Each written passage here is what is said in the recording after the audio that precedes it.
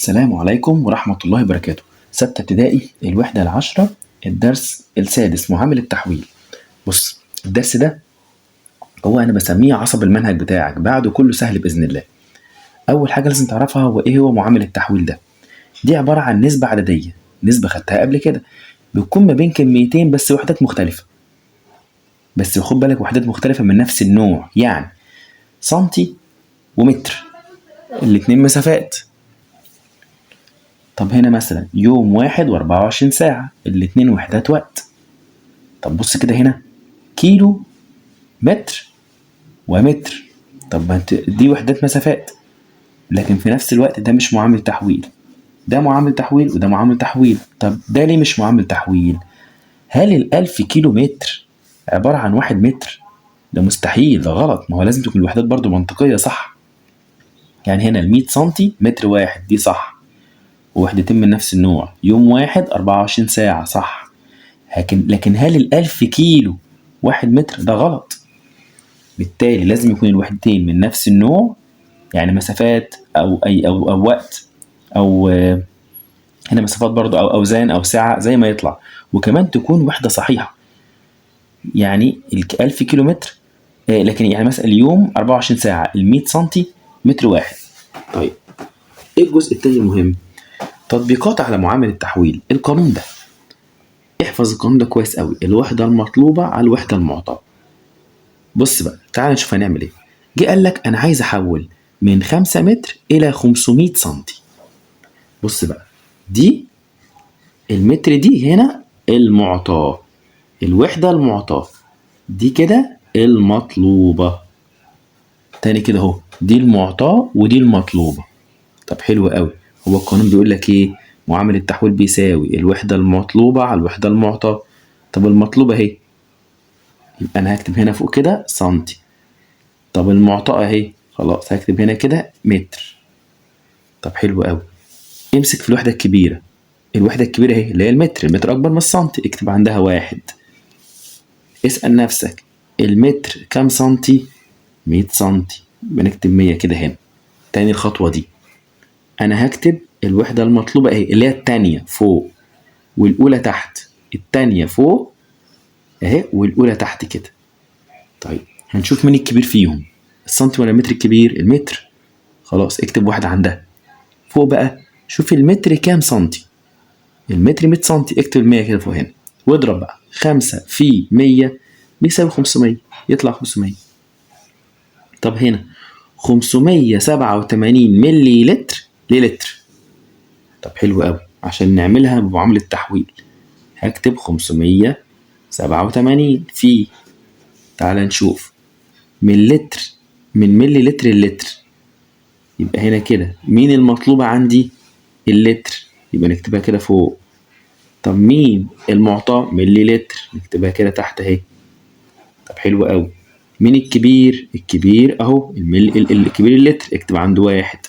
طب اللتر فيه كام ملي؟ فيه 1000، يبقى انا كأني بقول 587 على 1000، لان 587 في واحد ب 587 على 1000 يطلع كام؟ انت خدتها كتير قبل كده، كأن هنا في علامة عشرية وأحركها 3 مرات، يعني مرة على رقم، التاني التالت، يعني هعمل كده علامة كده اهي 5 اهي، ويبقى ده الناتج. تاني كده اهو، هنا 587 أنا عايز أحول من ملي لتر للتر، يبقى المطلوبة لتر اكتبها فوق، المعطاة ملي لتر اكتبها تحت. نشوف مين الكبير، الكبير اللتر، اكتب واحد. طيب اللتر فيه كام ملي؟ فيه 1000، اكتب 1000 هنا. طيب اضرب بقى 587 في واحد ب 587، اقسمها على 1000، خدتها في 5 ابتدائي، يبقى هحرك العلامة العشرية 3 حركات ناحية الشمال، 1 2 3، يبقى 587 من 1000. نيجي بقى للجزء الأهم في الدرس، وهو تطبيقات على معامل التحويل. جه قال لك مثلا أنا عايز أحول 8 من 100 كيلو متر في الساعة لمتر في الساعة. بص بقى هنا بقى، هنا انت عشان تحول ممكن يكون عندك في المسألة معاملين تحويل، مش معامل واحد. بص هتعمل ايه، اتأكد الأول من المعاملات اللي عندك من الوحدات. يعني هنا كيلو هيبقى متر. هنا كده في معامل تحويل اهو، لان في تغيير حصل، كيلو بقى متر. طب التاني من ساعة لساعة، لو شبه بعض يبقى مفيش معامل تحويل، هو معامل تحويل واحد بس. يعني هنا كده في معامل، هنا مفيش، الاتنين شبه بعض.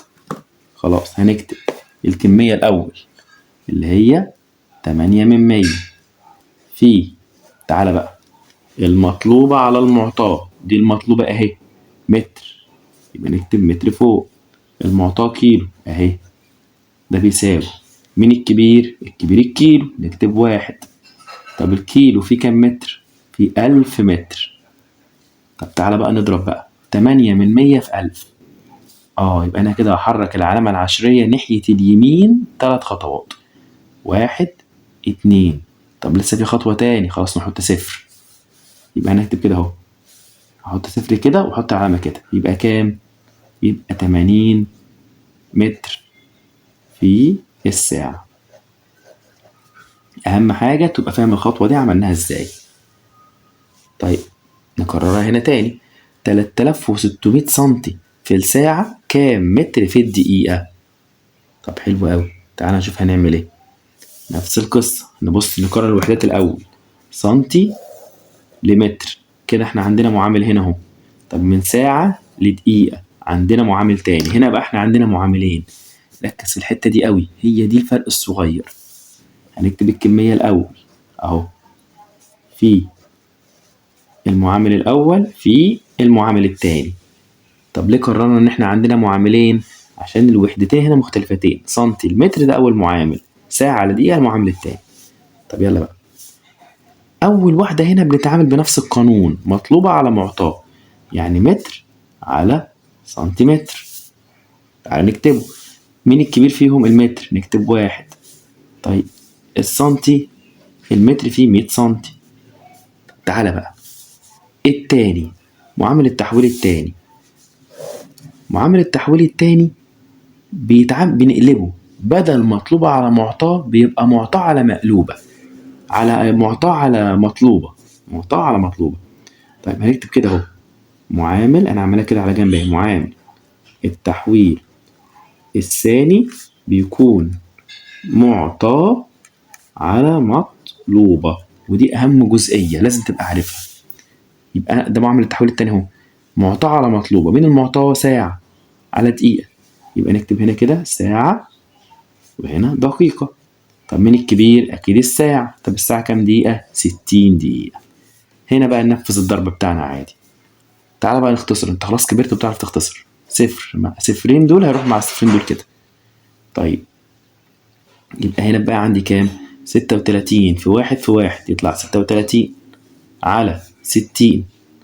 طب حلو قوي، تعال نشوف نعملها ازاي. 36 على 60 يبقى يطلع كام هنا؟ ممكن نقول ازاي، 36 نقسم مثلا على الستة، على الستة فيها الستة، على الستة فيها العشرة، يطلع 6 على 10 اللي هي ايه بقى؟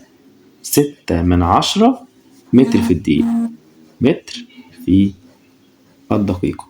يبقى الفكرة اللي انت لازم تعرفها من هنا ان معامل التحويل التاني بيتقلب، اما دي عملية ضرب عادية جدا. طيب تطبيق تاني، 6/100 كيلو متر في الساعة متر في الدقيقة. نفس الكلام، تعال نشوف من متر، من كيلو متر المتر، هنا في معامل تحويل ولا لا؟ لو مختلفين يبقى في معامل تحويل. هنا مختلفين اهو، كيلو متر ومتر، يبقى في معامل تحويل. طب التانية من ساعة لدقيقة، من ساعة لدقيقة برضو مختلفين، يبقى في معامل تحويل. يبقى أنا هنا عندي معاملين تحويل. طيب نكتب الكمية بتاعتنا 6/100 في المعامل الأول في المعامل التاني. تعال بقى نشوف، من متر لدقيقة المعامل الأول بيتكتب زي ما هو، يعني متر كيلو متر. من الكبير؟ الكيلومتر، نكتب عنده 1. طب الكيلومتر في كام متر؟ في 1000.